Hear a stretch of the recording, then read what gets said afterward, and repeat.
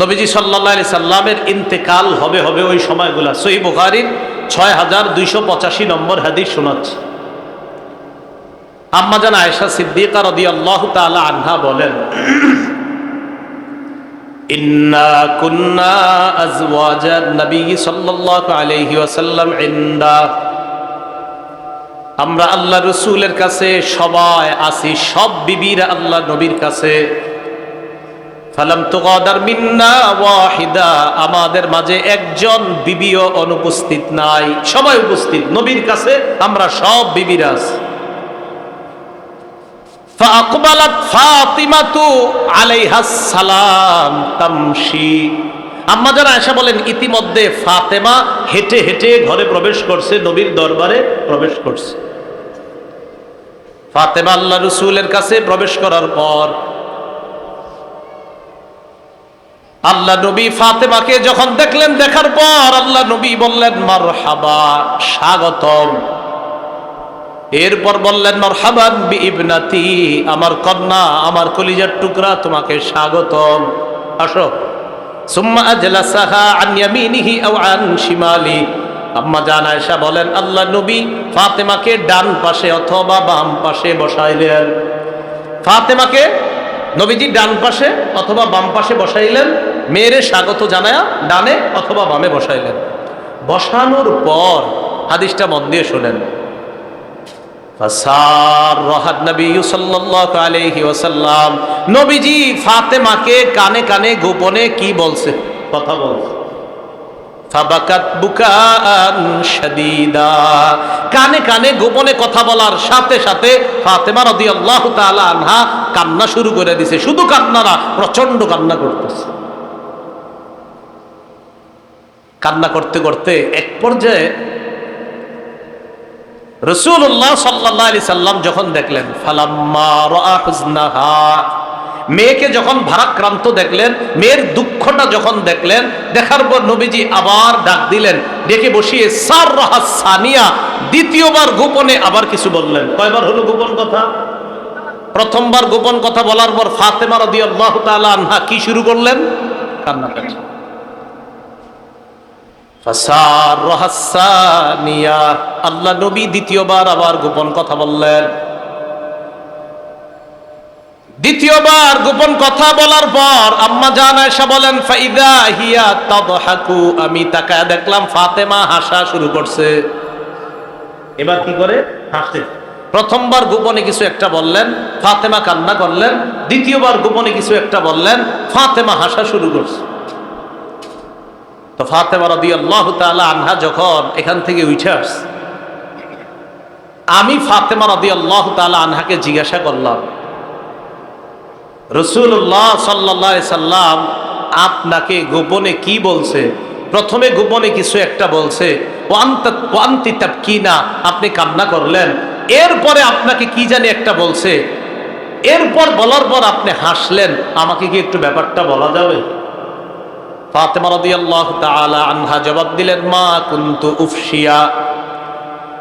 কুনতু লিউফশিয়া আলা রাসূল আলাইহি ওয়াসাল্লাম, আমি আল্লাহর নবীর এই গোপন কথা আপনাকে বলতে পারবো না। তাহলে কথাটা বলতে পারবো না, জানায়া দিলেন। ফালাম্মা তুওয়াফিয়া রাসূলুল্লাহ সাল্লাল্লাহু আলাইহি ওয়াসাল্লাম, আল্লাহ নবী যখন ইন্তেকাল করলেন, দুনিয়া থেকে বিদায় নিলেন, বিদায় নেওয়ার পর আম্মা জান আয়েশা বলেন, আমি ফাতেমাকে বললাম, ফাতেমা আযামতু আলাইকি, ফাতেমা আমি আপনাকে শপথ দিয়ে বলতেছি, মেহেরবানি করে আমাকে বলেন আল্লাহ নবী গোপনে আপনাকে কি বলছেন। যেই কথাটা বলার পর প্রথমে আপনি কান্না করলেন, আবার আপনাকে গোপনে কিছু একটা বলার পর আপনি হাসলেন, আমি ব্যাপারটা জানতে চাই। ফাতেমা রাদিয়াল্লাহু তাআলা আনহা জবাব দিলেন, আম্মাল আন ফানাআম, হ্যাঁ এখন ঠিক আছে। কি বললেন? বলেন এখন। এখন ঠিক আছে। এখন ঠিক আছে মানে এখন বলতে পারি। তাহলে রাসূল যতদিন জীবিত ছিলেন, ফাতেমা রাদিয়াল্লাহু তাআলা আনহা বললেন, আমি গোপন কথা আপনাকে বলতে পারবো না। রাসূল ইন্তেকাল করার পর ফাতেমা রাদিয়াল্লাহু তাআলা আনহা আম্মা জান আয়েশা সিদ্দিকাকে বললেন, হ্যাঁ এখন আপনাকে বলতে পারি। তো বলেন কি কথা? ফাতেমা রাদিয়াল্লাহু তাআলা আনহা বললেন, আব্বা যখন আমাকে প্রথমে বললেন গোপন কথাটা, আব্বা আমাকে বললেন আন্না জিবরিল ইউআরিজুহুল কুরআন বিসসানাতি মাররাতান। জিবরিল আমিন আব্বার কাছে পূর্ণ কোরআনটা বছরে একবার নিয়ে আসতেন, মানে আব্বার সাথে দাউর করতেন, আব্বাকে শোনাইতেন বছরে একবার। ইন্নাহু কদ আরাজাহু মাররাতাইন। আব্বা বলছেন যে বছরে একবার কোরআন নিয়ে আসতেন, কিন্তু এবার দুইবার কোরআন নিয়ে আসছে। ফাতেমা, আমার মনে হচ্ছে আলা ইন্নাল আজালা কাদ ইকতারাবা, আমার মনে হয় সময় ঘনিয়ে আসছে, আমি মনে হয় বিদায় নিব। আব্বা যখন এটা বলছে, বলার সাথে সাথে আমি কান্না করা শুরু করছি। হাসলেন কেন? এরপর আব্বা আমাকে কানে কানে বলছেন, আমা তারদাইনা আন তাকুনি সাইয়্যিদাতা নিসাই আহলিল জান্নাহ আও নিসাআ হাদিহিল উম্মাহ। এরপর আব্বা আমাকে বললেন, আমা তারদাইনা, ফাতেমা তুমি কি এতে সন্তুষ্ট না, আন তাকুনি সাইয়্যিদাতা নিসাই আহলিল জান্নাহ আও সাইয়্যিদাতা নিসাই হাদিহিল উম্মাহ। এরপর আব্বা আমাকে বললেন, ফাতেমা এতে কি তুমি সন্তুষ্ট না, তুমি হবা জান্নাতে রমণীদের সর্দারনী। আব্বা যখন আমাকে এই কথাটা বলছে তখন আমি হেসে দিলাম। প্রথমে বলছে আব্বা ইন্তেকালের সংবাদটা, আরেকটা বলছে আব্বা যে ইন্তেকালের সংবাদটা এইভাবে বলছে, মা আমার মনে হয় সময় বেশি নাই, ঘনিয়ে আসছে। ফাতেমাকে দুইটা গুরুত্বপূর্ণ কথা বলছে নবী। এক নাম্বার বললেন ফাতেমাকে, মা ইত্তাকিল্লাহ, আল্লাহকে ভয় করো, ওয়াসবিরি, ধৈর্য ধারণ করে থাকো, সুন্দরভাবে দুনিয়াতে থাকবা, আল্লাহকে ভয় করবা, আমি মনে হয় আর বেশি দিন থাকবো না। এটা শুনে আমি কান্না করলাম। আর যখন বলছে আমি হব জান্নাতের রমণীদের সর্দার, এটা শুনে আমি হেসে দেওয়া শুরু করলাম। এই হাদিস দ্বারা কি বোঝা যায়? প্রয়োজনীয় গোপন কথা ব্যক্তি ইন্তেকালের পরে বলা জায়েজ আছে। প্রয়োজনীয় গোপন কথা ব্যক্তি মারা যাওয়ার পরে বলা কি আছে? জায়েজ আছে। কখন জায়েজ? যিনি এই গোপন কথাটা বলবেন তিনি এটা বলা যদি প্রয়োজন মনে করেন। যেমন হযরত আনাস রাসূল ইন্তেকালের পরে গোপন কথা বলাটা প্রয়োজন মনে করে নাই, তার আম্মাকেও বলে নাই। ফাতেমা রাদিয়াল্লাহু তাআলা আনহা গোপন কথাটা বলার প্রয়োজনীয়তা মনে করেছে, তাই আম্মাজান আয়েশা সিদ্দিকাকে বলে দিয়েছে। তাহলে কয়েকটা বিষয় আমরা ক্লিয়ার হলাম। গুনাহের ব্যাপারে গোপন কথা বলা যাবে না, সীমালঙ্ঘনের ব্যাপারে গোপন কথা বলা যাবে না, রসুলের নাফরমানির কথা গোপনেও বলা যাবে না, প্রকাশ্যেও বলা যাবে না। হ্যাঁ, তাকওয়ার কথা, পুণ্যের কথা গোপনে বলা যাবে। যদি তিনজন একসাথে কোথাও থাকি, সেখানে দুইজনে গোপনে কথা না বলা। কেন বলেন তো? তৃতীয় জন কষ্ট পেতে পারে। তিনের বেশি থাকলে সেখানে গোপনে কথা বলা যাবে। এই কথাগুলো আমাদের খুব খেয়াল রাখতে হবে। এইভাবে দুইজন কানাঘুষা কথা বলে অন্য মুসলমানকে আমরা কষ্ট দেওয়া থেকে আল্লাহ আমাদেরকে হেফাজত করেন। এবার আল্লাহ বলেন, আত্তাকুল্লাহাল্লাযী ইলাইহি তুহশারুন। আল্লাহ বলেন আল্লাহকে ভয় করো যার কাছে তোমাদেরকে উপস্থিত করা হবে। এরপর আল্লাহ বলেন, ইন্নামান নাজওয়া মিনাশ শাইতান লিয়াহজুনাল্লাযীনা আমানু ওয়া লাইসা বিদাররিহিম শাইআন ইল্লা বিইজনিল্লাহ। খারাপ বিষয়ে গোপন পরামর্শ এটা কেন হয় জানো? কয় শয়তান করায়। বলেন তো, খারাপ কথা দুইজনে গোপনে বলা এটা কার ইঙ্গিতে করা হয়? শয়তানের। আল্লাহ বলেন ইন্নামান নাজওয়া মিনাশ শাইতান, কয় দুইজনে তিনজনে খারাপ গোপন কথা, কয় এগুলা শয়তানের প্ররোচনার কারণেই মানুষ করে। ওয়ালাইসা বিদাররিহিম শাইআন ইল্লা বিইজনিল্লাহ। আল্লাহ বলেন শয়তান মানুষের কোনো ক্ষতি করতে পারবে না ততটুকু ছাড়া যতটুকু আল্লাহর হুকুম হয়। আল্লাহর হুকুম ছাড়া সে কোনো ক্ষতি করতে পারবে না। বাকি এই আয়াত থেকে একটা বিষয় জানলাম, আমরা তিনজন চারজন 10 জনও যদি গোপনে কারো গীবত করি, আল্লাহ রাসূল বলেন এই যে গোপন গীবত করলা এটা শয়তানের প্ররোচনায় তোমরা করলা। 2 জন হোক 3 জন হোক, গোপনে খারাপ কোনো কথা বলা এটা শয়তানের কাজ। ওয়ালাল্লাহি ফাল্যাতাওয়াক্কালিল মুমিনুন। মুমিনদের উচিত আল্লাহর কাছে ভরসা করা, আল্লাহর উপর ভরসা করা। এরপরে আল্লাহ কি বলে দেখেন, ইয়া আইয়ুহাল্লাযীনা আমানু ইযা ক্বিলা লাকুম তাফাসসাহু ফিল মাজালিস। হে ঈমানদারগণ, তোমাদেরকে যখন বলা হয় মজলিসে তোমরা জায়গা করে দাও, আমরা কোথায় বসা এখন? বলেন কোথায় বসা? মজলিসে। সূরা মুজাদালাত 11 নম্বর আয়াত। ইয়া আইয়ুহাল্লাযীনা আমানু ইযা কিলা লাকুম তাফাসসাহু ফিল মাজালিস, হে ঈমানদারগণ, যখন তোমাদেরকে বলা হয় মজলিসে তোমরা জায়গা করে দাও, ফাফসাহু, জায়গা করে দিও, ইয়াফসাহিল্লাহু লাকুম, আল্লাহ তোমাদেরকে জান্নাতে জায়গা করে দিবেন। মজলিসে বসা। শুক্রবার দিন জুমার নামাজ পড়তে গিয়ে আরেকজনের ঘাট টপকায় টপকায় সামনে যান কারা কারা? হ্যাঁ, তারাবির নামাজ সামনের কাতারে পড়ার জন্য আরেকজনের ঘাড় টপকায়া টপকায়া যান, এরকম মানুষ প্রথম 5 রমজান 10 রমজানে দেখা যায়, যদিও পড়ারে মসজিদে আসে না। এই যে মজলিসের মধ্যে বসেন, নাহা রাসূলুল্লাহ সাল্লাল্লাহু আলাইহি ওয়াসাল্লাম আইয়ুকামার রাজুলু মিন মাজলিসিহি হাত্তা ইয়াজলিসা ফীহি আখার সুম্মা ইয়াজলিসা ফীহি আখার। রাসূল নিষেধ করেছেন কোন ব্যক্তিকে তার মজলিস থেকে উঠায়া সেখানে গিয়ে কেউ বসতে, এটা আল্লাহ রাসূলের নিষেধ। আপনারা যে যেখানে বসা, কোন ব্যক্তি আইসা যদি আপনাদের এখান থেকে কাউকে উঠায়া সে এখানে বসে, এটা রাসূল নিষেধ করেছেন।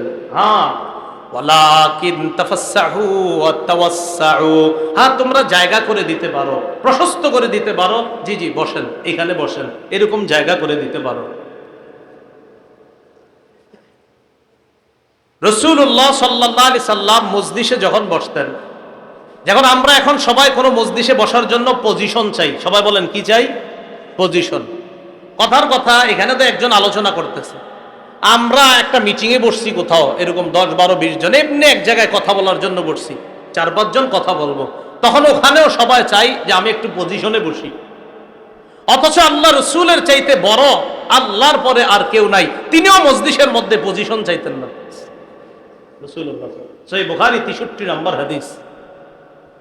আন আনাস ইবনে মালিক রাদিয়াল্লাহু তাআলা আন্না নবী সাল্লাল্লাহু আলাইহি ওয়াসাল্লাম قال, শুধু তাই না, আমাদের এই মঞ্চগুলোতেও বসা নিয়ে লেখালেখি হয় যে অমুকে নিচে বসা, অমুকে উপরে বসা। কেন? বোঝা গেল পজিশন নিয়ে আমাদের মাঝেও ঝামেলা হয়। হয়, আমারে বসাদের নিচে আমি রাজি, এখানে বসান আমি রাজি, যেখানে বসাবেন রাজি, পজিশন নাই, পজিশন দরকার নাই, পজিশন নিষেধ। রসুলকে কেউ আসলে চিনতে পারতো না কোনটা নবী আর কোনটা সাহাবী। কেন? রসুল পজিশনে থাকতেন না, পজিশনে থাকতেন না। সহিহ বুখারীর বর্ণনা 63 নম্বর হাদিস, মন দিয়ে শুনেন। আন আনাস ইবনে মালিক রাদিয়াল্লাহু তাআলা আন বাইনামা নাহনু জুলুসুন মা'আন নবী সাল্লাল্লাহু আলাইহি ওয়াসাল্লাম, একবার নাহনু জুলুস, আমরা বসা, ইন্দান নবী সাল্লাল্লাহু আলাইহি সাল্লাম, আমরা নবীজির কাছে বসা। দাখালা রাজুলুন আলা জামাল, এক ব্যক্তি ওটে আরোহণ করে আসছে। ওটে আরোহণ করে আইসা দেখেন কি ঘটনা ঘটাইছে, মসজিদে ঢুকে গেছে, মসজিদে ঢুকে গেছে। ফানাখাহু ফিল মসজিদি ওয়া আকালা, ওটটারে মসজিদের মধ্যেই বসায়া বাইদা রাখছে, পিলারের সাথে, খাম্বার সাথে। তা এক ব্যক্তি আসছে, আইসা মসজিদে ঢুইকা এরকম বানছে, ওনার উদ্দেশ্য নবীজির সাথে দেখা করবে। কার সাথে? নবীজির সাথে। তো স্বাভাবিকভাবে আপনারা বর্তমান যুগে কোথাও যদি কারোর সাথে দেখা করতে যান, প্রধান লোকটারে চিনতে কিন্তু আমাদের কষ্ট হয় না, প্রধান কষ্ট হয় না, কারণ উনি, এই যেমন আমার এই মাদ্রাসায় যখন বসাবে হুজুররা, আপনারা আমার সাথে দেখা করতে গেলে বুঝবেন এডি আরিফ বিন হাবিব, কারণ ওই যে পজিশন দিয়ে রাখে। তো রাসূলুল্লাহ সাল্লাল্লাহু আলাইহি সাল্লাম বসা, ওই ব্যক্তি সাহাবীদেরকে প্রশ্ন করলেন, আইয়ুকুম মুহাম্মাদ, এই তোমাদের মাঝে মুহাম্মদ কে? সুবহানাল্লাহ। ওই ব্যক্তি প্রশ্ন করতেছে, তোমাদের মাঝে মুহাম্মদ কে? ওয়ান নবী সাল্লাল্লাহু আলাইহি ওয়াসাল্লাম। আনাস ইবনে মালিক বলেন, ওয়ান নবী, নবীজি সাল্লাল্লাহু আলাইহি সাল্লাম তখন বাইনা যাহরানি আসহাবিহি, নবীজি সাল্লাল্লাহু আলাইহি সাল্লাম তখন তার সাহাবীদের মাঝেই আছে, যাদের মাঝে ওই ব্যক্তি নবীরে খুঁজতেছে, নবী সাহাবীদের মাঝেই তখন আছে। মুহাম্মদকে বলতেছে, এই তোমাদের মাঝে মুহাম্মদকে বলতেছে। কিন্তু এই যুগে আপনি পজিশনের কাউকে বের করতে দেরি হবে না কিন্তু। তো বলতেছে মুহাম্মদকে, সাল্লাল্লাহু আলাইহি সাল্লাম, সাল্লাল্লাহু আলাইহি সাল্লাম পড়েন, শোনো। তো সাহাবীরা দেখায় দিলেন, ওই যে উনি, দেখেন সাহাবীরাও দেখায় দিছে, ওই যে উনি, হাদার রাজুলুল আবিয়াদ, ওই সুন্দর মানুষটাই মুহাম্মদ সাল্লাল্লাহু আলাইহি সাল্লাম, ওই সুন্দর মানুষটা। আল মুত্তাকিও এমনি এক জায়গায় একদম সাধারণ মানুষের মতো বসে রয়েছে। তো বলতেছে উনি মুহাম্মদ সাল্লাল্লাহু, এই সুন্দর মানুষটা মুহাম্মদ সাল্লাল্লাহু আলাইহি ওয়াসাল্লাম। বুঝাইতে চাইলাম মজলিসের মধ্যে রসুলের হালাত থাকতো এরকম, অথচ আমরা সমস্ত মজলিসে আমরা সবাই পজিশন নিয়ে ব্যস্ত। আবু দাউদ শরীফের বর্ণনা 4698 নম্বর হাদিস। এই হাদিসের বর্ণনাকারী দুইজন সাহাবা। عن أبي ذر وأبي هريرة رضي الله تعالى عنهما قالا আবু যর এবং আবু হুরায়রা রাদিয়াল্লাহু তাআলা আনহুমা থেকে বর্ণিত, তারা দুইজন বলেন, কুন্না ইদা আতাইনা নবী সাল্লাল্লাহু আলাইহি ওয়াসাল্লাম, আমরা সাহাবারা যখন আল্লাহর রাসূলের কাছে আসতাম, কানা আহাদুনা ইয়াজলিসু হাইতু ইয়ানতাহি বিহিল মাজলিস, আমরা যখন সাহাবারা নবীজির কাছে আসতাম, তখন আমরা নবীজির কাছে আসার পর আমাদের মাঝে কেউ যদি মজলিসে বসতো তো মজলিসের শেষেই বসে যাইতো। এমন না যে ঘাড় টপকে একটু সামনে গিয়ে বসছে, এমন না, স্বাভাবিকভাবে বসে যাইতো। ও এটা আবু দাউদ শরীফের 4825 নম্বর হাদিস। আর আবু দাউদ শরীফের 4698 নম্বর হাদিসের মধ্যে আসছে, রাসূলুল্লাহ সাল্লাল্লাহু আলাইহি সাল্লাম হঠাৎ যখন কোনো মজলিসে আসতেন, বাস সবাই বসা একসাথে, আল্লাহ রাসূল আসতে পিছনে সবার সাথে বসে যেতেন। সাহাবারা বের করতে হইতো নবীজি কোথায়, ও আচ্ছা নবীজি ওখানে বসে। এই যুগে হয় তো কোথায় কি পড়লাম আর কি করলাম। রাসূলুল্লাহ সাল্লাল্লাহু আলাইহি সাল্লাম এইভাবে মজলিসের মধ্যে নবীজি নিজেকে স্বাভাবিক একজন মানুষের মতো রাখতেন। আব্দুল্লাহ ইবনে ওমর রাদিয়াল্লাহু তাআলা আনহুর বর্ণনা, সামনে আসুন তো আপনারা দুইজন একসাথে বসুন, একসাথে সবাই তাকান। নবীজি সাল্লাল্লাহু আলাইহি সাল্লাম নিষেধ করেছেন, আবু দাউদ শরীফের 4844 নম্বর হাদিস, নবীজি বলেছেন, তোমাদের কেউ যেন দুই ব্যক্তিকে ফাঁকা না করে মাঝে বসার চেষ্টা না করে। পিছন দিয়ে এসে এমন করলেন, হ্যাঁ দেখছেন কিভাবে আমাদেরকে শিখিয়ে দিচ্ছে, এই তোমাদের কেউ যেন এমন না করো, দুইজনের মাঝখানে এইভাবে বলা চাপ, দুইজন চাপ, মাঝখানে বসলেন না। এরা দুইজন স্বেচ্ছায় যদি আপনাকে, রাসূল বলছেন ইল্লা বিইজনিহিমা, এই দুইজন যদি অনুমতি দেয়, হ্যাঁ তখন মাঝে বসতে পারো। তাহলে রাসূলুল্লাহ সাল্লাল্লাহু আলাইহি সাল্লাম বলছেন, দুই ব্যক্তিকে তুমি জোর করে ফাঁকা করে মাঝে বসবা না, এই অধিকার তোমাকে দেয় না ইসলাম। ওই দুইজন যদি অনুমতি দেয়, হ্যাঁ তখন তুমি মাঝখানে বসতে পারো। এটা ইসলাম, এটা ইসলামের সৌন্দর্যতা, এটা ইসলামের শিষ্টাচার, এটা ইসলামের শিক্ষা। তো আমরা মজলিসের মধ্যে যখন বসবো, এইভাবে কারো দুইজনের মাঝে বসতে গেলে এরকম করবো। আসেন, মজলিসের মধ্যে তৃতীয় আরেকটা বিষয়, তিনটা জিনিস মনে রাখবেন, হাঁচি আসা, হাই তোলা, ঢেকুর তোলা। কটা বললাম বলেন তো? হাঁচি আসা, হাই তোলা, ঢেকুর তোলা হয় কিনা আমাদের? হাঁচিও আসে, হাইও আসে, ঢেকুরও আসে। হাঁচি আসলে কি করব? রাসূলুল্লাহ সাল্লাল্লাহু আলাইহি সাল্লাম ইযা আতাসা আহাদুকুম, নবীজি বলেন, তোমাদের কেউ যখন হাঁচি দিবে তখন সে যেন তার কাপড় দিয়ে মুখটা এইভাবে চেপে ধরে, আওয়াজটা যেন হালকাভাবে করে। নবীজি সাল্লাল্লাহু আলাইহি সাল্লাম যখন হাঁচি দিতেন, এইভাবে নবীজি কাপড় দিয়ে মুখ চেপে ধরে আওয়াজ হালকা করে উচ্চারণ করতেন। হাঁচি আসা কিন্তু দেখেন, অনেক সময় আপনি এইখান থেকে হাঁচি দিবেন, 4-5 তলা থেকেও মানুষ, অনেক মানুষের হাঁচির আওয়াজ অনেক জোরে হয়, ঘুমন্ত ব্যক্তি ঘুম থেকে ঝাঁপ দিয়ে উঠে যায় হাঁচির কারণে। তো নবীজি বলছেন, হাঁচি আসলে মুখের মধ্যে এইভাবে, এই দেখেন আমার যদি হাঁচি আসে, এই যে কথা কিন্তু শুনতেছেন না, হাঁচি আসলে মুখে এইভাবে যখন রুমাল পেঁচায় ধরবেন, রাসূল বলছে কাপড় দিয়ে এইভাবে ধরবে, ধরার পর হাঁচি দিবেন, তখন অটোমেটিক আওয়াজ আসতে হবে। এটা আমার রাসূলের সুন্নত, আরেকজনের কষ্ট হবে না। এগুলো মজলিসের মধ্যে যদি হাঁচি আসে, এই জন্য পাশের মানুষকে কষ্ট দিবেন না। হাঁচিতে আরেকটা ঝামেলা হয়, যদি হাত না দেন, আপনার মুখ থেকে কোনো শ্লেষা বের হয়ে আরেকজনের গায়ে যেতে পারে। তাহলে হাঁচি আসে একটা মজলিসে, আরেকটা আসে হাই, ওই যে যেটা ঘুমের হাই, এই হাই তোলা। এটা যদি আপনি করেন, আমরা তিনজন একসাথে বৈশা যদি, আমি যদি হাই তুলি, ঘুম ঘুম ভাব করি, এরা দুইজন ঘুম চোখে না আসলেও ঘুমাইসা পড়বে। এরা দুইজন যেমন গাড়ি যখন ড্রাইভ করে ড্রাইভার, এর পাশে যদি বসে আপনি ঘুমান, বেচারার একটু পরে ঘুমাসবে। রাসূলুল্লাহ সাল্লাল্লাহু আলাইহি সাল্লাম বলেন, আত-তাসাউবু মিনাশ শায়তান, হাই এটা শয়তানের পক্ষ থেকে আসে। ইজা তাসাআবা আহাদুকুম, তোমাদের কেউ যখন হাই তোলে তখন যেন মুখের মধ্যে হাতটা রাখে। কেন? যদি হাত না রাখো, ফাইন্না শায়তানা ইয়াদখুলু, হাত না রাখলে শয়তান তোমার মুখে প্রবেশ করবে। তাহলে হাত এটা রাখতে হবে, হাত না রাখলে শয়তান প্রবেশ করে, কারণ শয়তান খুশি হয় হাই তুললে। হাই তুললে শয়তান কয় অলস সাহেব আমার লোক, কারণ শয়তান খুশি হয়, অলস শয়তান খুশি হয় অলস। আচ্ছা, 3 নাম্বার কি জানি বলছি, ঢেকুর। বলেন কি? ঢেকুর।